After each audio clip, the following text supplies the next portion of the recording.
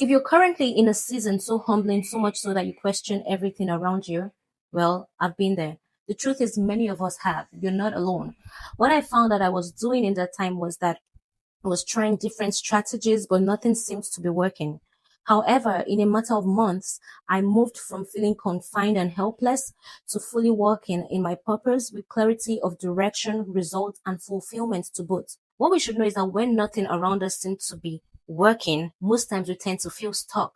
And the reason why we feel stuck is because we don't know what we should be doing. We don't know where we should be going. We don't even know the next steps or how to get there. And while there may be outright barriers to us achieving things or getting something done, like lack of resources, lack of access, lack of the right people, tangible barriers, most often than not, the real barrier is internal. Nothing really has changed when people actually achieve things, but the real work is internal. When we keep pushing against the odds and we keep getting a no or closed doors, slammed doors in our faces, it creates a neural pathway in our brains that tell us that this thing is our fault, or we could internalize it so much so that we think these things are our fault and we look for ways to try navigating through them, but it doesn't seem to be working. We keep hitting the same door and getting the same result. If at this time you are like me in the time when it felt like I had an idea and I was trying different strategies, I couldn't seem to get it done. I kept hitting the door, but it felt like it wasn't even opening. And what I was meeting with was failed projects, rejection, lack of resources. And I questioned these things on the outside and felt really bad for myself. In that time, I internalized it so much so that it felt like I was confined and helpless, even hopeless, where I tried to connect the dot that if I had this, then maybe this would work out the way that it should work out. And because I didn't have this, that's why this is not working out. In that way, I put the reason for me not actualizing these things on the outside, external reasons, as opposed to taking a moment in this time and incorporating these things that I will share with you into my system to actually get it done. And while these are all valid reasons, right? The lack of resources, access, the right people, the right opportunities, while these are all valid reasons, they aren't necessarily the main thing, because take an airplane. Before we learned how to fly, the law of gravity was present. In fact, we didn't think that there was anything that could get suspended in the air without coming down. The law of gravity was present, which says that what goes up must come down. But when we learned how to fly with the airplanes, the helicopters, the law of gravity was still present. It's still present because when you throw this, if I throw this up, it comes down, right? It's still present. But we learned how to fly regardless, in spite of the law of gravity. And that's what we should know, that it has to do with more light illuminating our minds and shining through our paths. We see the way that we ought to take. When we cannot see the path that we ought to take, then these things, these mountains, these hurdles, these obstacles and barriers look so much bigger than they actually are. And I will give you the things that I did in this time that really helped me navigate this path from feeling stuck and confined to walking in the path that I am supposed to walk, and the path that eventually brought me results and fulfillment. What it had to do first with me changing my mindset to that and aligning to what is being communicated. Because when nothing seems to be working, it just may be that you are not listening to what is being communicated to you. It just may be that you haven't aligned to what is being communicated to you. And this is the step these are the steps that you need to take. First off, it's very important that we recognize that you need to have, there has to be even if it's just a flicker of candlelight. Because imagine entering into a dark room, you can't see anything. That's literally what happens to us internally when we shut down after trying different things and it feels like it's not working and we feel stuck. We've created neural pathways in our minds where we just feel helpless. And it feels like no matter what you do, no matter how much you push against a door or a wall, it won't budge. So we created those neural pathways. What we have to do, and science backs it up, is that we have to create new neural pathways that we strengthen. And as much as we strengthen the new neural pathways, the old ones that told us something different just wither and die off. You almost like they atrophy out of disuse. What you need is just a flicker of candlelight, because when you enter into a dark room, right, you can't see anything. But when you turn on a candlelight, you see something. It illuminates a little bit. There's a halo around it, but it doesn't completely illuminate the room. If I turn on something brighter, like a lantern or a lamp, if I turn on a lamp, it does illuminate it, but probably not bright enough as a really massive. I'm not so conversant with voltages and lamps, but a really massive bulb would do. So it would illuminate a focal area, the focal area that it covers, but not the entire room, right? If I turn on the bulb and switch it on, it illuminates the entire room. And that is what it does. So if you have a flicker, it's then a flicker to want to get it right. That's what I mean. A flicker to want to see something move, even when you feel hopeless and it feels as if the odds are just completely against you. Then you have to align to what is being communicated so that that candle light is fanned till it burns. And without wasting too much time, I'm going to go into what I did, which is proven to work, which worked for me, and which I am sure would work for you. What I did was take a break. I took a break from everything that was requiring my attention, but wasn't really worth it. And I know you're going to ask, how do I take a break when I have kids, when I have a job, possibly? Because obviously you're showing up for things, but you're checked out on the inside. When you have a job and you have this, yes, you can show up for the job, but you still take a break. Take a digital break, because there are so many voices, including mine, right? But there are so many voices out there digitally, and you just want to take a break from anything that would interfere with what is being communicated to you. You really want to hear from yourself. You want to align positionally to what is being said to you. And then probably all these other voices could be some form of confirmation. They could corroborate what has been said already that you heard to you. You want to take a break from anything on the outside, even people, as much as you can. Digital break. You want to do that on your free days when you get a free moment. And even if it's just 2 hours in a day for a few days, you want to retreat to yourself and have moments of solitude. And what are you doing during this time? In this time, you are searching deep. But when you do that, the next thing that I have here is meditate. And when I say meditate, I'm not necessarily talking about meditating under a tree, chanting. That's the best picture that I have of it, where you're trying to align with what the universe is saying. No, that's not what I'm talking about. I'm talking about meditating in three parts that I did, which is the creative imagination, the mindful retrospection, and the introspective forecasting. And yes, you're probably wondering, what are these things? They sound fancy and really deep. Well, the creative imagination is not as serious as it sounds. It's like it says, creative imagination. One, it's not fantasy. You're not wishing you had someone else's life while you imagine. This is not maladaptive daydreaming. I guess that's what it's called. This is not that at all. You are taking a moment in your day, almost zoning out and just imagining according to your own journey, the paths that you can take. And I'm sure you're wondering, well, if I knew the paths that I could take, I probably would have done it.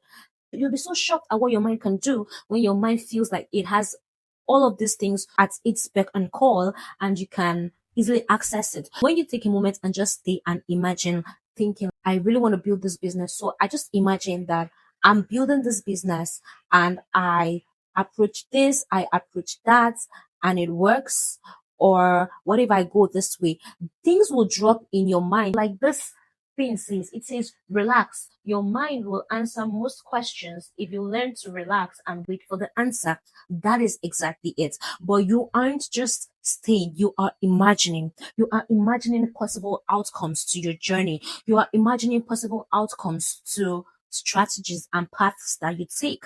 In your meditation, you are also, before you even start this, you've put out there the words that you would want to see. For instance, even trying to build a multi-million dollar company, I put out there, Mavis, I am a multimillionaire.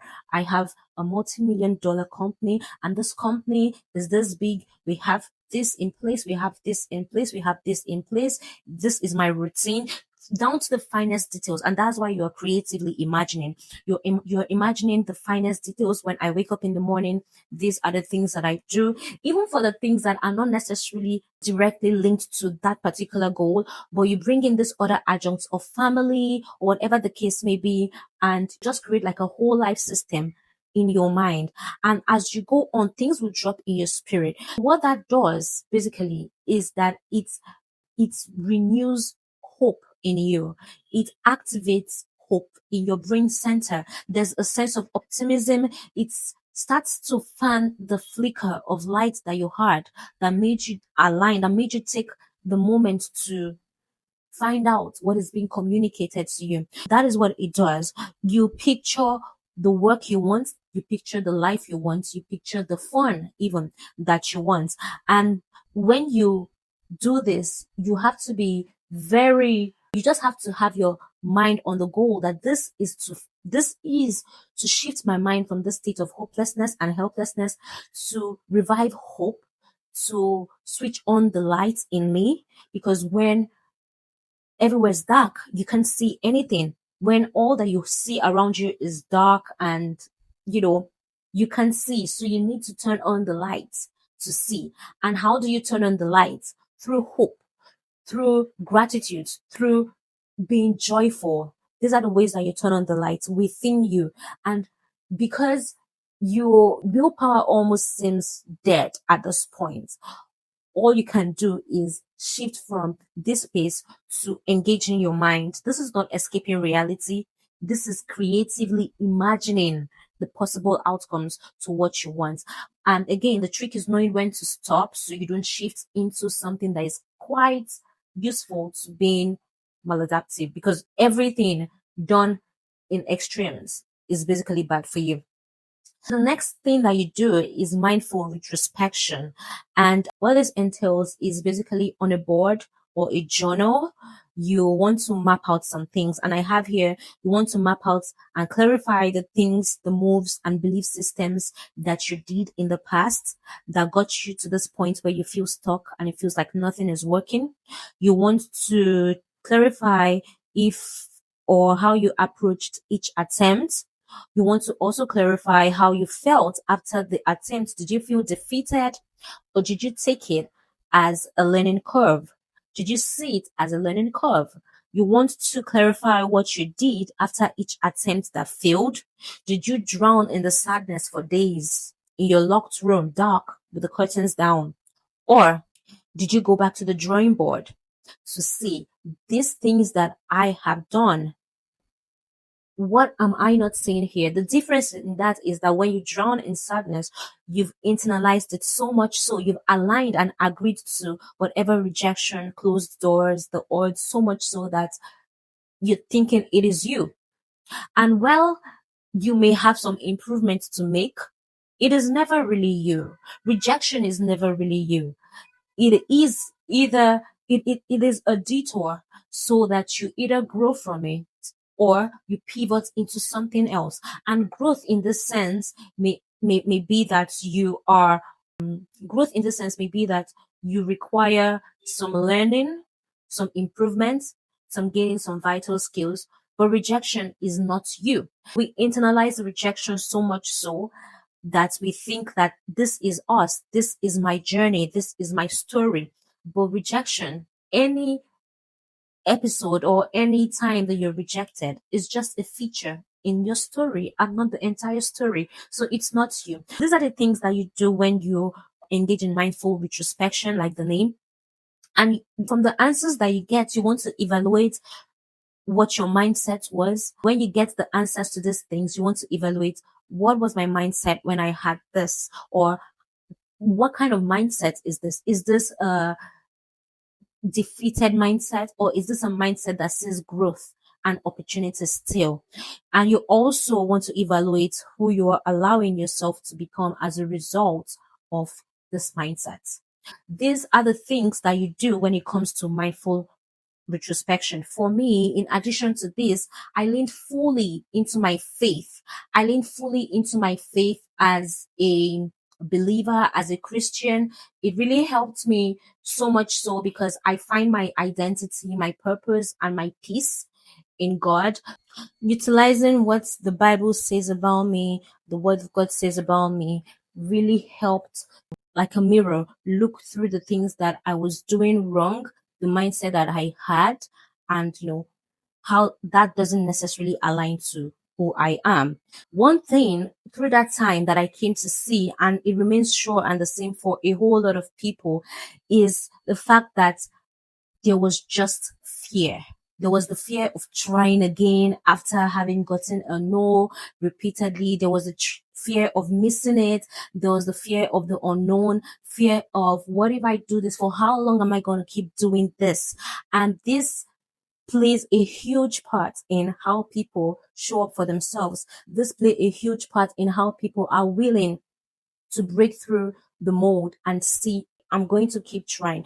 This is not, we're not talking about trying against the odds. We're talking about trying after you have aligned to what is being communicated to you. What the fear did was that it affected the way that I approached things. It affected my response to a no, and it affected how I even received the no. What I did is end this phase by, one, being mindful of my past wins. In mindful retrospection, you're not just looking at the negative things that you did wrong, you are also looking at your past wins, not just the losses, because you need to balance it out. If you look at just the losses or the things that you did wrong, you've not energized yourself with the necessary tool or the strength that you need to actually see that I've gotten this done in the past, I've gotten this done in the past, and it worked, right?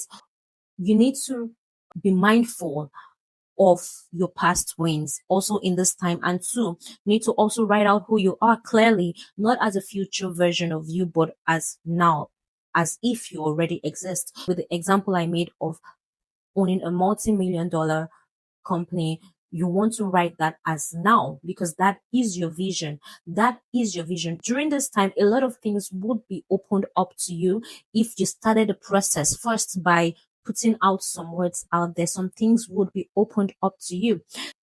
The third part, and before we go on to the third part, it's very important for me to tell you that what this mindful introspection does is renew your mind.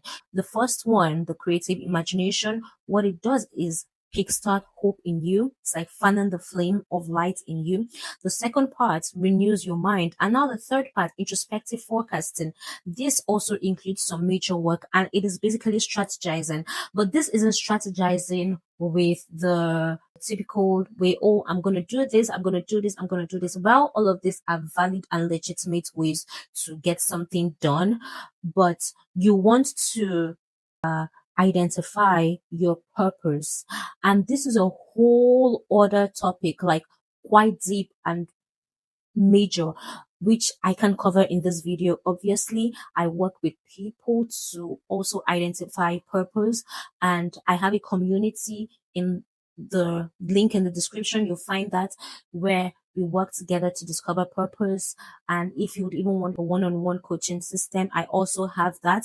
But identifying your purpose is bigger than just searching deep. I know some people search deep, right? What can I do for real? And what am I What am I able to do? While these are all valid, but understanding purpose, you need to understand that it is bigger. Yes, you can create a company of selling one or two things, but what purpose does that fulfill, and how does that give fulfillment to your inner self, right? You need to understand and identify your purpose. That's how much I can say for now. And the second thing is that you need to determine what you have already. Most times we approach these things thinking, what do I need to have in my hands to get this and this done? But the way we are supposed to approach it is, what do I have in my hands already that I can get this thing done?